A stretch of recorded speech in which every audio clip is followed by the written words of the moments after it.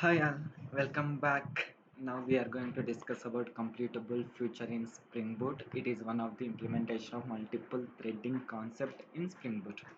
Okay, then what is the use of completable future? As I said in previous lecture, the use of completable future.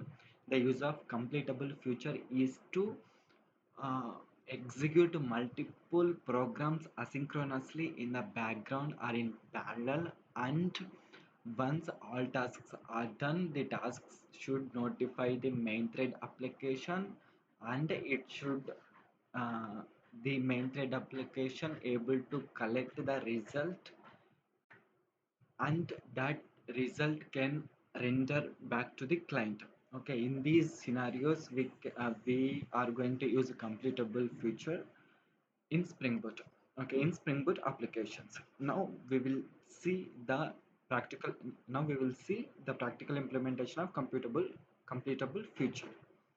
Okay, I created one small Spring Boot application where I should execute these three methods.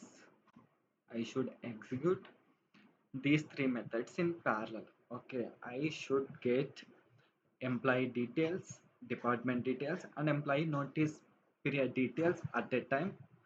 I assume these are executed in different services. I wrote here in one service. These are methods that those are executed in parallel. Okay, suppose assume I'm executing those are in different services. So these different services are fetching details from different DBs. Okay, you can mention here like in completed future, you can mention repository dot find all. It can return the list of employee details. Then you can collect list of completable future.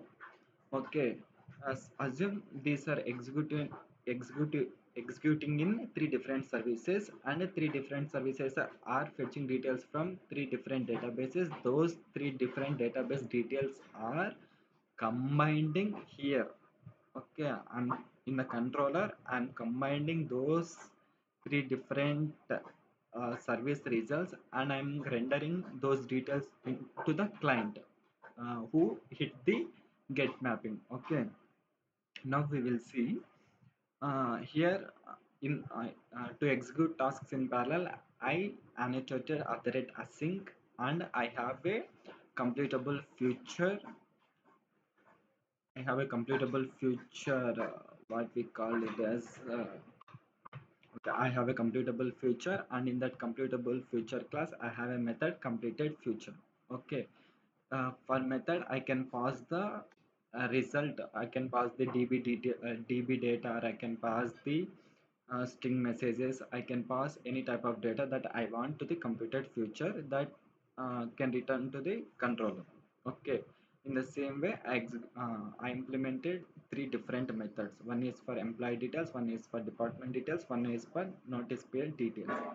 Then in the controller, I should collect these three details, right? So I'm calling the methods here with the help of object service object. I'm calling the method. Then the return result I'm collecting in the completable future of type. Okay, here I am returning string, so I marked generic as string. If you collecting list of employee, you can mark it as list of employee details. If you are collecting different objects, you can mark that object here, that generic here. Okay, I'm giving any name here. You can give any name here. Okay, I'm collecting the result of the services. Now I should return the completable future of particular object, right? So when should I return? I should return when I get all results. Okay, I should return when all services are completed their functionalities. So here all of tells to the spring that wait until all these features are completed. Okay, wait until all features are complete complete their functionality. Okay, now when all features are completed their functionality, all methods are executed their task successfully, then it will go to then apply. Okay, then apply. Here I implemented one try catch block. Okay, in the try catch block I am It's like a boxing. Assume it's like a box, or I'm wrapping. I'm wrapping all these details. Okay, I return three different strings to make. You can directly return this completable feature, but it is like an unstructured way. It's like a messy.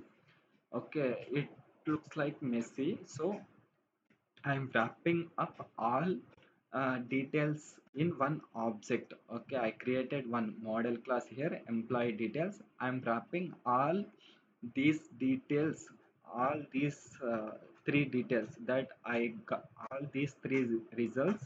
I'm wrapping up all those details into the employee details object. If you see employee details here, okay, I am with the help of constructor, I am wrapping up all these three details. Okay, and I'm returning that object. Now we will see how the result will looks like. Okay, for from each service or from each method I'm fetching details, and I'm combining entire result into one completable feature, and I'm rendering that into the client to the client. Okay, now let's run this method. Let's run this application, and we will see what would be the outcome, how this completable feature will work in multi-threading. Okay, my server started on port 8080. Let's it's already okay. Let's copy, and sorry, I closed the edge. I can directly hit there, but okay. In the request mapping, I mentioned notify. I have a get method. Uh, Sorry, it is not the method. I think in the request mapping, I mentioned different thing. Uh, in the request mapping, I have an employee base URL. I have employee. Then I have ID. I should pass the ID. Okay, let's see. I have employee. I have employee. Then I have get mapping ID. Then I should pass ID.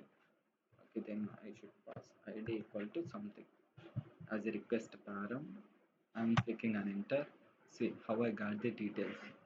Okay, to visible, to render it in clear JSON format, I will use.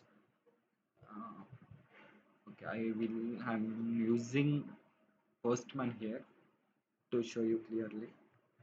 Employee, employee ID, ID equals to 1. See, this is how it rendered the details. Okay, I got name Sampath Lokesh ID 1 from employee detail service. Then I get department details from different service. Then notice period details from different service.